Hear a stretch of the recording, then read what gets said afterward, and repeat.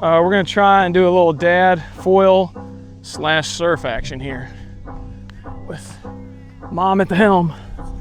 Don't worry. This has never been attempted on Pickwick Lake.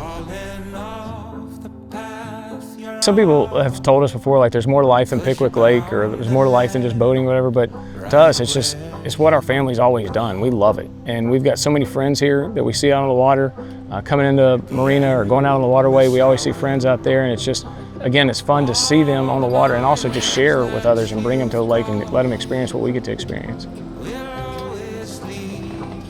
My grandfather was boater forever and had a place down at McKellar Lake in Memphis. And so my dad grew up doing that, being around him and just learning about boats and just being around family. And so for me, it was just natural. That's what we did.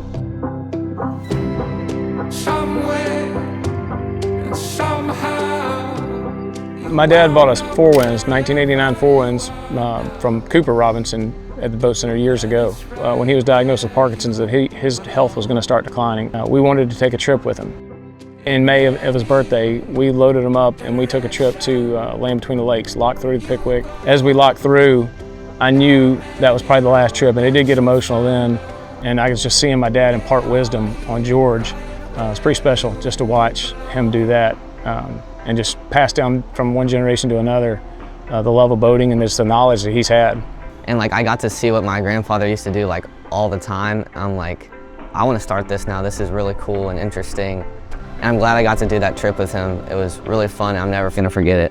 Even though he wasn't the captain on that trip, he was still captaining us. Grateful to be able to wakeboard behind a nice boat. We go to camp and we can wakeboard at camp, but it's not behind no Malibu wake. So, all strapped up, ready to go.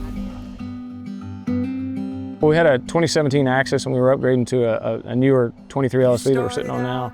And when it came in, they told us that it'd come in, but I didn't tell my family that it'd come in. So we showed up over there and they had it sitting there in the showroom waiting on us.